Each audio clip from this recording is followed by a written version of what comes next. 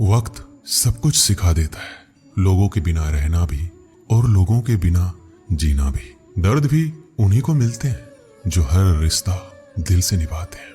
मतलबी होना तो इंसान की फितरत है। बारिश रुक जाने के बाद तो छतरी भी बोझ लगने लगती है।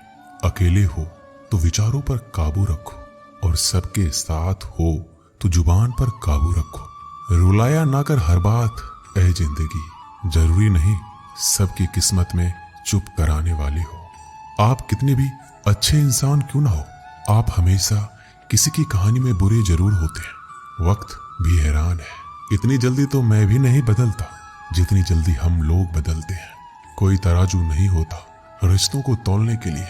परवाह बताती है कि ख्याल का पलड़ा कितना भारी है। किसी भी व्यक्ति की सहनशीलता एक खींचे हुए रबर की तरह होती है। एक सीमा से ज्यादा खींचे जाने पर उसका टूटना तय है। इतिहास कहता है कि कल सुख था, विज्ञान कहता है कि कल सुख होगा, लेकिन पता है धर्म क्या कहता है? अगर मन सच्चा और दिल अच्छा है तो हर रोज सुख होगा।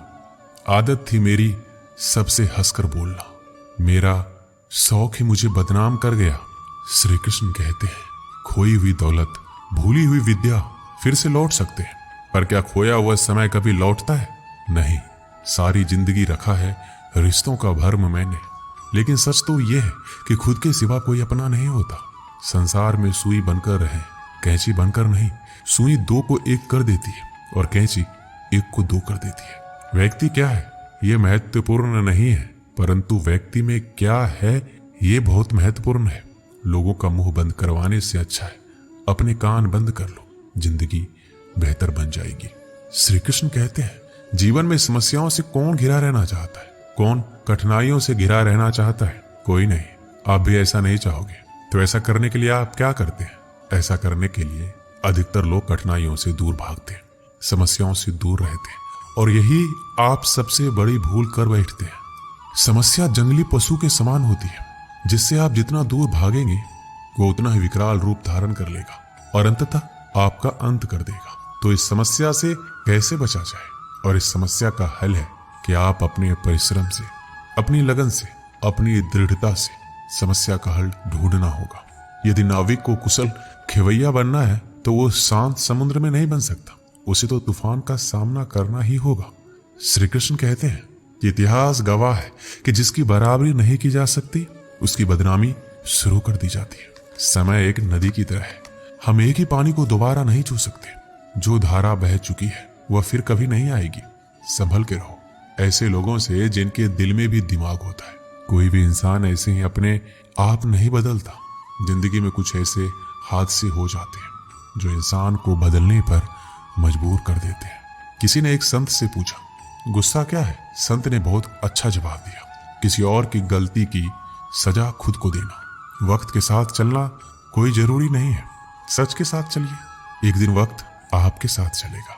साइकिल और जिंदगी तभी बेहतर चल सकती है जब उसमें चैन हो। कुछ सच तो हम पहले से जानते थे, बस देखना चाहते थे कि लोग झूठ कहां तक बोल सकते हैं। जब इंसान का स्वार्थ पूरा हो जाता है तब वह आपसे मिलना तो दूर, आपसे बोलना भी छोड़ देता है। मुश्किल वक्त का सबसे बड़ा सहारा है उम्मीद, जो एक प्यारी सी मुस्कान देकर कानों में धीरे से कहती है सब्र रख, सब अच्छा ही होगा। जरूरी नहीं हमेशा बुरे कर्मों की वजह से ही दर्द सहने को मिले। कई बार हद से ज्यादा अच्छे होने की कीमत चुकानी पड़ती है। किस्मत और हालात दोनों जब साथ ना दे तो उनकी भी सुननी पड़ती है जिनकी कोई औकात नहीं होती। कोशिश आखिरी सांस तक करनी चाहिए, या तो लक्ष्य हासिल होगा या अनुभव।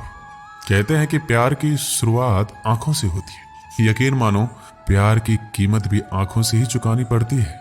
श्री कृष्ण कहते हैं आपने पौधों को सींचते हुए देखा होगा, या आपने खुद भी पौधों को सींचा होगा, और आप भी ये कार्य प्रतिदिन करते होंगे।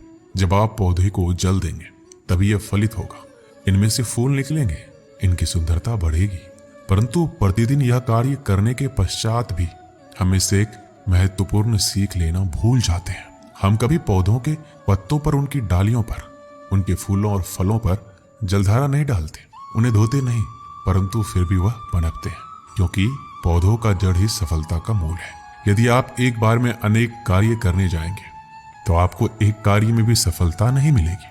परंतु यदि आप बुद्धिमता से, दृढ़ मन से एक कार्य साधेंगे तो एकाएक स्वतः ही सारे कार्य सफल हो जाएंगे। जो आपका मूल है, जहां से आपको सिंचाई मिल रही है, यदि आपने उसी जड़ को छोड़ दिया तो एक सूखे पौधे की भांति आप भी सूख कर गिर जाएंगे और अपना अस्तित्व खो बैठेंगे। श्री कृष्ण कहते हैं, अच्छे लोग हमेशा साथ रहते हैं, दिल में भी, शब्दों में भी, दुआओं में भी। किसी के बारे में सब कुछ जान लेना उसे फिर से अजनबी बना देता है। पछतावा ना कीजिए, क्योंकि बीता हुआ समय अच्छा था तो वह यादगार है, और यदि बीता हुआ समय खराब था तो एक अनुभव है। परिस्थितियां हमारे लिए समस्या नहीं बनती। समस्या तो तब बनती है जब हमें परिस्थितियों से निपटना नहीं आता है। पता नहीं लोग दूसरों को उदास करके खुद कैसे खुश रह लेते हैं। रिश्ता चाहे कितना भी क्यों ना बिगड़ा हो, अगर सुधारना चाहो तो सब कुछ सही हो सकता है। रुलाते तो सभी हैं, लेकिन अगर कोई तुम्हारे लिए खुद रो पड़े तो उसे कभी खुद से दूर मत होने देना। इंसान कब बदल जाता है पता ही नहीं चलता, और हम ये सोचते रह जाते हैं कि आखिर हमने गलती कहाँ की है। जिंदगी में 3 लोगों को कभी मत भूलना। एक तो वो जो मुसीबत में साथ देते हैं, एक वो जो मुसीबत में साथ छोड़ देते हैं, और एक वो जो मुसीबत में आपको डालते हैं। जब लोग आपकी बुराई करें तो बिल्कुल परेशान ना हो। वास्तव में वह लोग आपको महत्व देने का कोई रास्ता जानते ही नहीं है। श्री कृष्ण कहते हैं, जीवन में सभी केवल सफल होना चाहते हैं, केवल विजय चाहते हैं। कोई भी पराजित नहीं होना चाहता, कोई भी असफल नहीं होना चाहता, कोई भी नहीं चाहता कि उसके प्रयास व्यर्थ जाए। यदि एक दृष्टिकोण से देखा जाए तो ये उचित भी है, परंतु असफलता में भी एक अच्छी बात छुपी होती है। मैं बताता हूं, सफलता आपका परिचय संसार को देती है। विजय के पश्चात संसार आपको जानने लगता है, और असफलता आपका परिचय संसार से करवाती है। पराजय के पश्चात आप अपने जीवन को जानने लगते हैं। इसलिए सफलता और असफलता से घबराए नहीं। यदि आपकी सोच सकारात्मक रहेगी तो यही सफलता, यही पराजय आपको और अधिक शक्तिशाली बनाकर प्रस्तुत करेगी और जीवन में विजयी बनाएगी। श्री कृष्ण कहते हैं, तारीफ एक ऐसा चंदन है जिससे दूसरों को लगाए तो आपके हाथ अपने आप महकेंगे। समझने वाले तो खामोशी भी समझ लेते हैं, और ना समझने वाले तो जज्बातों का भी मजाक बना देते हैं। जो आपकी खुशी में अपना दर्द भूल जाए, उस इंसान से ज्यादा आपको कोई प्यार नहीं कर सकता। ये जिंदगी तमन्नाओं का गुलदस्ता ही तो है। कुछ महकती है, कुछ मुरझाती है, कुछ चुप जाती है। खुद को अच्छा बना लीजिए, दुनिया से एक बुरा इंसान कम हो जाएगा। भरोसा सब पे करो, लेकिन सावधानी के साथ, क्योंकि कभी कभी खुद के दांत ही जीभ को काट लेते हैं। जिंदगी की रफ्तार बहुत तेज है। सुबह का दुख शाम को पुराना हो जाता है। कोई भी व्यक्ति इस संसार में हमारा दोस्त या दुश्मन बनकर नहीं आता है। हमारा व्यवहार ही लोगों को दोस्त और दुश्मन बनाता है। सबसे मुश्किल रास्ता वह है जिस पर आपको हमेशा अकेला चलना पड़ता है, और असल में वही रास्ता जिंदगी में आपको मजबूत बनाता है। बड़ों का दिया हुआ आशीर्वाद और अपनों की दी हुई शुभकामनाओं का कोई रंग नहीं होता, लेकिन जब ये रंग लाते हैं तो जीवन में रंग भर जाते हैं। श्री कृष्ण कहते हैं, कभी कभी हमें लगता है हमारे अपने, हमारे हितैषी, हमारे माता पिता को हमारे मन की बात ही नहीं समझ आ रही है, जैसे उन्हें हमारे हर कार्य, हर निर्णय में खोट दिखाई दे रहा है, और ऐसे में हम विद्रोह कर बैठते हैं। ऐसी अवस्था में हमें वही अच्छा लगने लगता है जो हमारे मन की बातों का समर्थन करे। हम उसे ही अपना हितैषी समझ लेते हैं, परंतु जो आपसे मीठी बातें कर रहा हो वो आपका हितैषी है, यह आवश्यक नहीं है। कुछ विषैले फूल बड़े सुंदर दिखते हैं, कुछ विषैले फल असाधारण रूप से बड़े स्वादिष्ट होते हैं, और ये भी आवश्यक नहीं कि हमारे रोगों का निदान करने वाली औषधि सदी मीठी हो। इसलिए विष और औषधि में अंतर को परखने का प्रयास करें। हो सकता है जो आपके हित की बात कर रहा हो वो आपको संकट के गर्त में ले जा रहा हो। श्री कृष्ण कहते हैं कि बात बात पर आवेश में ना आए। हो सकता है कि आपके माता पिता की कड़वी बातों में आपका हित छिपा हो, और माता पिता को भी प्रयास करना चाहिए। यदि उनकी संतान अनुचित निर्णय ले रही है तो उसके अनुचित होने का भान प्रेम से समझाना है, दबाव और शासन से नहीं, क्योंकि कभी कभी कटु शब्द और कटु वचन अनुचित निर्णय को और पक्का कर देता है। श्री कृष्ण कहते हैं, पानी समंदर में हुई आंखों में गहराई दोनों में होते हैं। खुशी के लिए काम करोगे तो खुशी नहीं मिलेगी, मगर खुश होकर काम करोगे तो खुशी जरूर मिलेगी। कुछ रिश्ते बस निभाने के होते हैं और कुछ जताने के लिए। खुशियों का कोई रास्ता नहीं है, खुश रहना ही रास्ता है। अपना वजूद ऐसे बनाओ कि कोई आपको छोड़े तो आपको कभी भुला ना सके। हमारी समस्या का समाधान केवल हमारे पास है, दूसरों के पास क्या है? दूसरों के पास तो केवल सुझाव है। जीवन में प्रयास सदैव कीजिए। लक्ष्य या अनुभव दोनों ही अमूल्य है। अहंकार की बीमारी शराब जैसी होती है, खुद को छोड़कर सबको पता चलता है कि इसको चढ़ गई है। बस सिर्फ हंसते रहो, दुनिया वाले सोचते ही रहेंगे कि इसको कौन सा सुख मिल गया है। सफलता की पोशाक कभी तैयार नहीं मिलती है, इसे बनाने के लिए क्या जरूरी है? मेहनत का हुनर। खुश रहना चाहते हो तो 5 बातों पर ध्यान दो। पहला, बीते हुए वक्त को भूल जाओ। दूसरा, वर्तमान में जियो। तीसरा, भविष्य की चिंता ना करो। चौथा, खुद की तुलना दूसरों से करना बंद कर दो। और पांचवा, अपने काम को टालना बंद करो। ये आवश्यक है। श्री कृष्ण कहते हैं, हम सभी बचपन से ये सुनते आए हैं कि अच्छे मित्र हमारे जीवन को पूर्णतः परिवर्तित कर सकते हैं। परंतु कौन? जिनसे आप प्रश्न पूछें और वो मित्र बिना किसी पक्षपात के, भय रहित होकर, बिना किसी लालच के आपको उचित उत्तर दे। परंतु सबके समक्ष ये समस्या आ जाती है कि आज के समय में ऐसे मित्र मिलना दुर्लभ है, वो तो होते ही नहीं। परंतु आपको मैं एक बात बताता हूँ, हम सबके पास भी एक ऐसा मित्र होता है, बस हम उसे पहचान ही नहीं पाते। वो है दर्पण। दर्पण के समक्ष खड़े होकर आप स्वयं से पूछिए कि यदि आज आपका अंतिम दिन होता तो क्या आप वही करते जो आप कर रहे थे? आपको उत्तर मिले या ना मिले, परंतु आपकी दिशा अवश्य बदले। इसलिए आपसे अतिरिक्त आपका सबसे घनिष्ठ मित्र, सबसे अच्छा मित्र कोई नहीं है। श्री कृष्ण कहते हैं, सब कुछ सहन करना भी चाहिए, क्योंकि हम में भी ऐसी बहुत सी कमियां हैं जिन्हें दूसरे सहन करते हैं।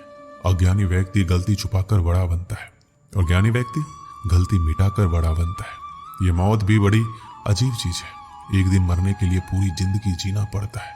किस्मत हमारे हाथ में नहीं, पर फैसले तो हमारे हाथ में है। किस्मत हमारे फैसलों को नहीं बदल सकती, पर फैसले हमारी किस्मत बदल सकती है। हर चीज अपने वक्त पर। बस एक प्यार है जो कभी बूढ़ा नहीं होता। जीवन में ज्यादा रिश्ते होना जरूरी नहीं है, जो रिश्ते हैं उनमें जीवन होना जरूरी है। सच के लिए लड़ने का हुनर सीख लो, क्योंकि कुछ सांपों के डर से शेर जंगल छोड़कर नहीं जाते। ये जिंदगी है, यहाँ पीठ पीछे छुरा मारने वालों को निर्दोष और भरोसा करने वालों को दोषी मानते हैं। श्री कृष्ण कहते हैं, हम सब शीघ्र ही सफलता चाहते हैं, ढेर सारी संपत्ति और सुख चाहते हैं। ऐसे में हम कई बार छोटे मार्गों को चयन कर लेते हैं, वो मार्ग जिनमें परिश्रम नहीं होता, जिनमें होता है तो केवल छल, कुटिलता और भाग्य का सहारा। जैसे कि जुआ। कोई जुए के खेल में धन लगाता है, कोई दांव लगाता है और ये भूल जाता है कि जुआ एक ऐसा दलदल है जिसमें एक बार गिरो तो सर्वनाश से पहले निकलना असंभव है। यदि आप जीतते हैं तो जीतने की भूख बढ़ जाएगी। यदि आप कुछ हार बैठे तो उसे पुनः पाने के लिए आप फिर से खेलेंगे। मनुष्य को यह आभास ही नहीं होता कि अपनी संपत्ति के साथ वो अपनी मानवता, अपने संस्कार, अपने धर्म और अपना उत्तरदायित्व सभी जुए की भेंट चढ़ा देता है। इसलिए कुछ पाना है तो परिश्रम से पाओ। अगर कुछ जुए में जीता भी तो वो उतना ही शीघ्र खो दोगे, क्योंकि उसे परिश्रम से नहीं पाया गया है और उसकी रक्षा करने के लिए आपके मन में स्वाभाविक प्रयास भी नहीं होंगे। एक गांव में एक आलसी आदमी रहता था। वह कुछ काम धाम नहीं करता था, बस दिन भर निठल्ला बैठकर सोचता रहता कि किस तरह कुछ खाने को मिल जाए। एक दिन वह यूं ही घूमते घूमते आम के एक बाग में पहुंच गया। वहां रसीले आमों से लदे कई पेड़ थे। रसीले आम देख उसके मुंह में पानी आ गया और आम तोड़ने वह एक पेड़ पर चढ़ गया। लेकिन जैसे ही वह पेड़ पर चढ़ा, बाग का मालिक वहां पहुंचा। बाग के मालिक को देख आलसी आदमी डर गया और जैसे तैसे पेड़ से उतरकर वहां से भाग खड़ा हुआ। भागते भागते वह गांव के बाहर स्थित जंगल में जा पहुंचा। वह बुरी तरह से थक गया था, इसलिए एक पेड़ के नीचे बैठकर सुस्ताने लगा। तभी उसकी नजर एक लोमड़ी पर पड़ी। उस लोमड़ी की एक टांग टूटी हुई थी और वह लंगड़ा कर चल रही थी। लोमड़ी को देख आलसी आदमी सोचने लगा कि ऐसी हालत में भी इस जंगली जानवरों से भरे जंगल में लोमड़ी कैसे बच गई, इसका अब तक शिकार कैसे नहीं हुआ। जिज्ञासा में वह एक पेड़ पर चढ़ गया और वहां बैठकर देखने लगा कि अब लोमड़ी के साथ क्या होगा। कुछ ही पल बीते थे कि पूरा जंगल शेर की दहाड़ से गूंज उठा, जिसे सुनकर सारे जानवर डरकर भागने लगे। लेकिन लोमड़ी अपनी टूटी टांग के साथ भाग नहीं सकती थी, वह वहीं खड़ी रही। शेर लोमड़ी के पास आने लगा। आलसी आदमी ने सोचा कि अब शेर लोमड़ी को मारकर खा जाएगा, लेकिन आगे जो हुआ वह कुछ अजीब था। शेर लोमड़ी के पास पहुंचकर खड़ा हो गया। उसके मुंह में एक मांस का टुकड़ा था, जिसे उसने लोमड़ी के सामने गिरा दिया। लोमड़ी उस मांस के टुकड़े को खाने लगी। थोड़ी देर बाद शेर वहां से चला गया। यह घटना देखकर आलसी आदमी सोचने लगा कि भगवान सच में सर्वसर्वा है। उसने धरती के समस्त प्राणियों के लिए, चाहे वह जानवर हो या इंसान, खाने पीने का प्रबंध करके रखा है। वह अपने घर लौट आया। घर आकर वह 3 से 4 दिन तक बिस्तर पर लेटकर प्रतीक्षा करने लगा कि जैसे भगवान ने शेर के द्वारा लोमड़ी के लिए भोजन भिजवाया था, वैसे ही उसके लिए कोई ना कोई खाने पीने का सामान ले आएगा। लेकिन ऐसा कुछ नहीं हुआ। भूख से उसके हालात खराब होने लगे। आखिरकार उसे घर से बाहर निकलना ही पड़ा। घर के बाहर उसे एक पेड़ के नीचे बैठे हुए बाबा दिखाई पड़े। वह उनके पास गया और जंगल का सारा वृतांत सुनाते हुए बोला, बाबा जी, भगवान मेरे साथ ऐसा क्यों कर रहे हैं? उनके पास जानवरों के लिए भोजन का प्रबंध है, लेकिन इंसानों के लिए क्यों नहीं? बाबा जी ने उत्तर दिया, बेटा ऐसी बात नहीं है। भगवान के पास सारे प्रबंध है, दूसरों की तरह तुम्हारे लिए भी। लेकिन बात यह है, वो तुम्हें लोमड़ी नहीं, शेर बनाना चाहते हैं। दोस्तों, इस कहानी से हमें यही सीख मिलती है कि हम सब के भीतर क्षमताओं का असीम भंडार है। बस अपनी अज्ञानतावश हम उन्हें पहचान नहीं पाते और स्वयं को कामचोर समझकर दूसरों की सहायता की प्रतीक्षा करते रहते हैं। स्वयं की क्षमता पहचानिए, दूसरों की सहायता की प्रतीक्षा मत कीजिए। इतने सक्षम बनिए कि आप दूसरों की सहायता कर सकें। जय श्री कृष्णा।